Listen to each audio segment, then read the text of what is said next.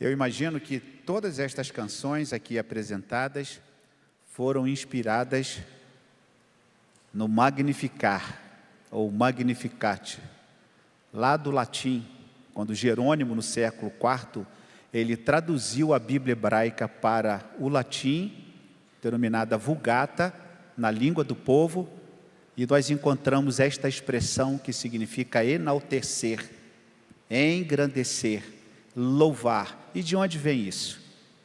Lucas capítulo 1. E quem proferiu este cântico, ou este hino, ou considerado por alguns, este poema? Maria. O relato está em Lucas no capítulo 1. Veja comigo, abra a sua Bíblia. Lucas no capítulo de número 1. A partir do verso 46, nós temos aquilo que é conhecido como Magnificat, que lá do latim, anima mea dominum, minha alma engrandece ao Senhor. Palavras de Maria. E quantos anos você acha que Maria tinha quando ela deu à luz a Jesus? Algumas pessoas acham que ela era uma mulher já experiente, talvez seus 30, 40 anos. Maria era uma menina ainda.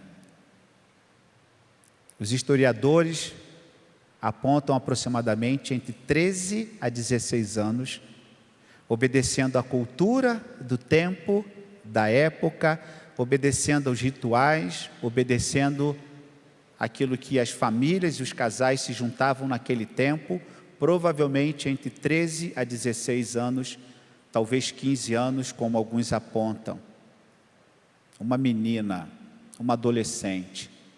E ela nos ensina muito com este cântico. Assim diz o texto da palavra do Senhor, Lucas no capítulo de número 1, a partir do verso 46, o cântico de Maria. Então disse Maria: a minha alma engrandece ao Senhor e meu espírito se alegrou em Deus, meu Salvador, porque contemplou na humildade da sua serva, pois desde agora todas as gerações me considerarão bem-aventurada, porque o poderoso me fez grandes coisas, santo é o seu nome. A sua misericórdia vai de geração em geração sobre os que o temem. Agiu com o seu braço valorosamente, dispersou os que no coração alimentavam pensamentos soberbos, derribou do seu trono os poderosos e exaltou os humildes. Encheu de bens os famintos e despediu vazios os ricos. Amparou a Israel, seu servo, a fim de lembrar-se da sua misericórdia, a favor de Abraão e de sua descendência para sempre, como prometera aos nossos pais. Maria permaneceu cerca de 3 meses com Isabel e voltou para casa. Este é um grande cântico de exaltação, de engrandecimento de Maria. Temos muitos personagens no nascimento. Temos Zacarias e Isabel, os pais de João Batista, primo de Jesus. Nós temos Simeão, que quando contemplou o menino disse ao Senhor: agora eu posso morrer porque os meus olhos viram a tua salvação. E nós temos então Maria e José, um casal simples, mas um casal que foi usado pelo Senhor para nos apresentar o Natal. E é por isso que estas músicas que aqui cantamos, aleluia para o nosso Rei, vem cantar, Ele é o Messias, meu ser exalta o Senhor, vim aqui te adorar, deixa brilhar, glória a Deus. Isto tudo é fruto da meditação de uma menina adolescente, que usada por Deus, foi aquela escolhida, agraciada, bendita és tu entre as mulheres, aquela que dará à luz um filho, e o seu nome será chamado Emanuel, Deus conosco. Aqui nós encontramos esta simplicidade desta mulher que reconheceu em Jesus Cristo o seu Salvador. Veja aqui o texto comigo, os versos 46 e 47, ela já dá o tom do seu cântico, do seu poema. Ela já reconhece e ela então manifesta o que o seu coração expressa.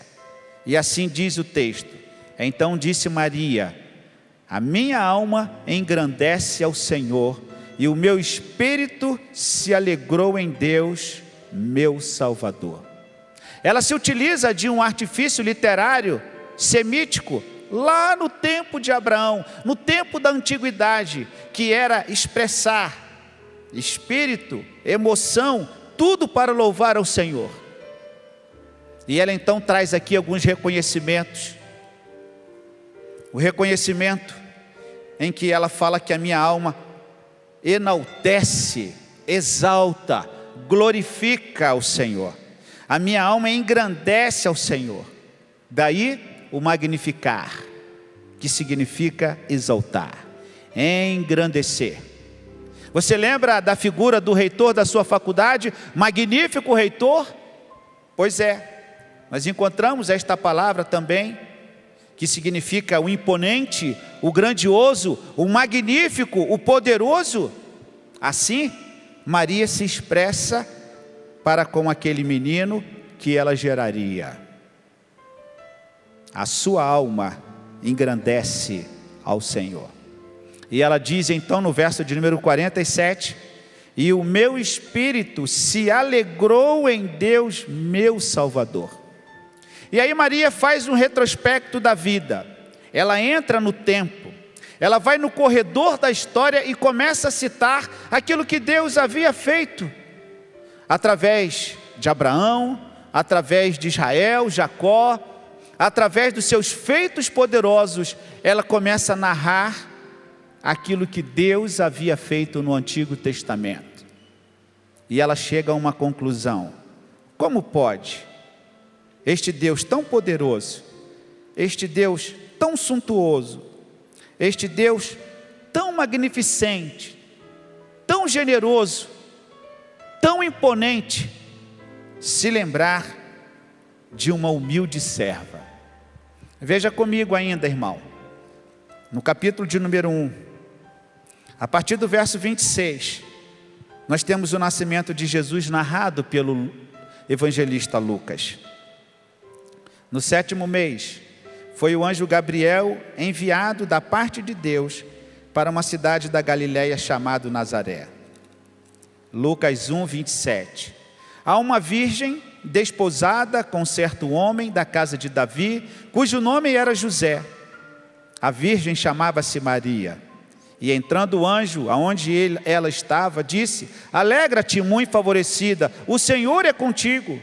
Ela, porém, ao ouvir esta palavra, perturbou-se muito e pôs-se a pensar no que significaria esta saudação. Mas o anjo lhe disse: Maria, não temas, porque achaste graça diante de Deus. Eis que conceberás e darás à luz um filho, a quem chamarás pelo nome de Jesus. Este será grande e será chamado Filho do Altíssimo. Deus, o Senhor, lhe dará o trono de Davi, seu pai. Ele reinará para sempre sobre a casa de Jacó, e o seu reinado não terá fim. Então disse Maria ao anjo: como será isto? Pois não tenho relação com homem algum. Respondeu-lhe o anjo: descerá sobre ti o Espírito Santo, e o poder do Altíssimo te envolverá com a sua sombra. Por isso também o ente santo que há de nascer será chamado Filho de Deus. Isabel, tua parenta, igualmente conceberá um filho na sua velhice, sendo que já o 6º mês para aquela que diziam ser estéril. Porque para Deus não haverá impossíveis em todas as suas promessas. Então disse Maria: aqui está a serva do Senhor, que se cumpra em mim conforme a tua palavra. E o anjo ausentou-se dela. Este é o relato da anunciação, da visitação angelical para aquela jovem menina adolescente. A princípio Maria tem medo, ela fica assustada, ela não entende muito o que está acontecendo, e ela então, de alguma maneira, dialoga com o anjo, não desacreditando ou não demonstrando incredulidade, não. Ela quer entender o que se passa, ela quer fazer a vontade de Deus, ela quer cumprir o propósito do Altíssimo. O seu questionamento, a sua dúvida, o seu medo, o seu temor não tem a ver com incredulidade. Não tem a ver com alguém que queira se eximir da responsabilidade de trazer a luz ao menino. Não, não é uma incredulidade, não é uma desculpa, não é uma inquirição de questionamento a respeito de Deus, não. É um processo muito natural de quem está para dar à luz aquele que seria o Salvador, o Redentor da humanidade. O que nós poderíamos aprender com Maria, mesmo diante do seu medo, mesmo diante da pergunta que ela faz ao anjo no verso 34, veja comigo, como será isto? Eu não tenho relação com homem algum? Mesmo diante dos seus questionamentos, Maria tenta compreender, e depois desta compreensão, ela chega à conclusão no verso 38, que assim diz: então disse Maria, aqui está a serva do Senhor, que se cumpra em mim, conforme a tua palavra, e o anjo se ausentou dela. Esta foi a conclusão que Maria chegou, de deixar ser usada por Deus, de ser canal para a humanidade. E é por isto que neste reconhecimento ela diz: a minha alma engrandece ao Senhor, o meu espírito se alegra em Deus, meu Salvador. O que nós podemos aprender com Maria? Precisamos aprender e precisamos saber que nós precisamos de um Salvador. E Maria chega a esta conclusão, mesmo sabendo que seria usada por Deus, instrumento do Senhor para dar à luz ao Filho do Altíssimo, ela reconheceu em Jesus Cristo o seu Salvador. Depois de engrandecer, de exaltar e de expressar com toda a sua força, com todo o seu sentimento, naquela teologia hebraica que abarcava o homem de maneira integral, ela então expõe, abre o seu coração em engrandecimento, e ela então reconhece no verso 47, meu Deus, meu Salvador. Podemos então aprender que ela reconhece Jesus como seu Salvador. E talvez aqui uma dificuldade para muitas pessoas entenderem, mas Maria pecou, Maria errou, Maria não acertou em todo o tempo. Maria, como qualquer outro ser humano, estava também sob influência da queda original, do pecado original, e a sua natureza precisaria também ser transformada. E tanto isto é verdade, que a própria Maria, ela reconhece isto, e ela então encontra naquele menino, seu próprio filho, a figura do Salvador, e ela chama meu Deus, meu Salvador. A mãe, a esposa, instrumento de Deus, ela reconhece que precisaria de um Salvador. Mas também precisamos aprender com Maria, adorar, exaltar, conforme nós temos aqui, através destes hinos, destes cânticos, adorar pelos seus atos poderosos. Veja que ela entra no corredor da história, e ela então começa a narrar, a partir do verso 48, ela começa então a narrar que desde as gerações passadas, o Todo-Poderoso fez grandes coisas, e santo é o seu nome. O verso 50, a sua misericórdia vai de geração em geração sobre os que o temem. Ele agiu com o seu braço valorosamente, dispersou os que no coração alimentavam pensamentos soberbos, derribou do seu trono os poderosos e exaltou os humildes, encheu de bens os famintos e despediu vazios os ricos, e amparou a Israel seu servo, a fim de lembrar-se da sua misericórdia a favor de Abraão e da sua descendência para sempre, como prometera aos seus pais. Precisamos aprender com Maria, exatamente identificar os feitos poderosos do Senhor sobre nós. Mas também podemos aprender com Maria, e ela nos ensina que nós devemos nos envolver totalmente com o Criador. E Ele pode usar a sua vida, como usou a vida de Maria. E Maria talvez não se sentisse adequada, preparada, talvez ela não se sentisse uma pessoa a mais adequada para aquele momento.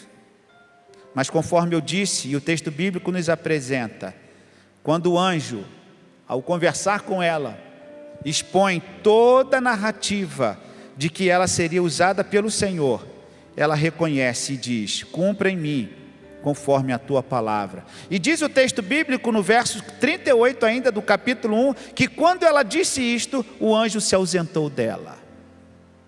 Fico pensando e acredito sim, que o anjo não se ausentou dela enquanto ela não reconheceu que ela era um instrumento do Senhor. E o desejo de Deus era que ela compreendesse e aceitasse o plano da salvação. E como Jesus não poderia nascer de uma vaca, de uma galinha, enquanto Jesus não poderia nascer de uma égua, desculpem as palavras, enquanto Jesus não poderia nascer de um inseto, era óbvio que ele deveria nascer de um ventre materno, de uma mulher, para dar à luz. E Jesus então cumpre toda a lei e nasce a partir do ventre de uma mulher, do Espírito Santo de Deus, sem que José a conhecesse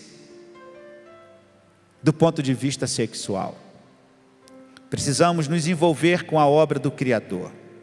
Aprendemos com Maria também que a nossa experiência com Deus é pessoal, ela é individual. José teve a sua experiência, deixou-a não querendo criar dificuldades para com a sua moral, seu comportamento, não querendo trazer embaraços para a sua fama, para o seu nome, mas ele também entendeu o seu propósito, como Zacarias, também como Isabel, como Simeão, e Maria também entendeu o seu propósito. Cumpra em mim, Senhor, a tua vontade. E é por isso que ela é chamada agraciada, bendita és tu entre as mulheres. Por isso que nós louvamos a Deus pela vida desta mulher. Por isso que nós exaltamos ao Senhor, porque ela foi bendita entre todas as mulheres.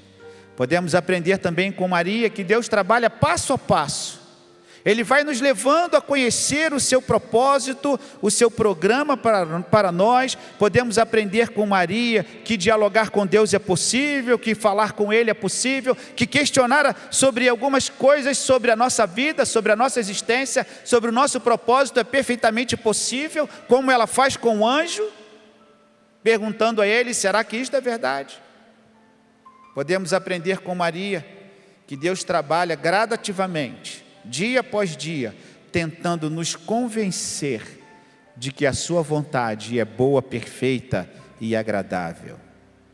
Podemos aprender com Maria que a fé é uma entrega total de confiança plena. E é por isso que nós podemos cantar ao Senhor, e é por isso que ela canta engrandecendo ao nome do Senhor. O meu espírito se alegrou em Deus, meu Salvador. Você faria como Maria? Você apresentaria algumas questões com o Senhor? Você aceitaria esse desafio? Se Deus aparecesse para você, você estivesse no lugar de Maria com 13, 14, 15 anos, como seria isso? Imagine a mente dessa menina, a cabeça dessa menina, essa garota. Imagina o turbilhão na mente dela, porque havia uma promessa do Messias, e Deus então separa uma mulher. No Novo Testamento não há espaço para preconceitos. No Novo Testamento, homem, mulher, grandes e pequenos, todos podem ser alvo da graça de Deus. O Novo Testamento não exalta a figura feminina, o Novo Testamento não exalta a figura masculina, o Novo Testamento exalta Deus, que está em todos para realizar a sua obra. O que você faria? Você cumpriria a promessa de Deus sobre a sua vida? Você falaria o que ela disse no verso 38? Volte comigo, volte o teu olhar para o verso 38 do capítulo 1. Você teria coragem de se expressar como ela se expressou depois da conversa com o anjo? Então disse Maria: aqui está a tua serva. Como que você se coloca hoje? Maria nos apresenta e aprendemos este serviço, serva no sentido de obedecer ao Senhor, obedecer ao chamado, obedecer ao propósito de dar à luz e ser instrumento. Você teria coragem de dizer o que Maria falou, o que ela disse aqui, que se cumpre em mim conforme a tua palavra? Você teria essa coragem? Talvez você apresente medos, dúvidas, temores, mas no exemplo que Maria aqui nos traz, um exemplo de obediência, em que ela conclui dizendo: cumpra em mim a tua vontade. É exatamente o que Deus quer que nós façamos e que respondamos neste Natal. O que o Senhor quer de mim neste Natal? Estava comprando uma lembrancinha ontem para um amigo oculto, e uma frase me chamou a atenção, eu até fotografei, e a frase era o seguinte: o que você vai fazer neste Natal? Quando nós pensamos em receber, aquela frase me chamou a atenção: o que você fará neste Natal? Maria se entregou ao Senhor. Ela disse: cumpra em mim o seu propósito. Foi o que ela disse ao anjo, e o anjo se ausentou dela. O que você fará neste Natal? O que você precisa fazer foi o que Maria fez. Exemplo de adoração, exemplo de serviço, exemplo de desenvolvimento espiritual. 3 aspectos importantes da nossa vida para com Deus, e ela nos mostra isto neste texto. Os aspectos mais importantes da nossa vida para com Deus: adorar o Senhor, servir ao Senhor e desenvolver a nossa vida espiritual. Que você, como Maria, que eu, como Maria, todos façamos e apresentemos esta resposta: cumpra em mim, Senhor, o teu propósito. Amém.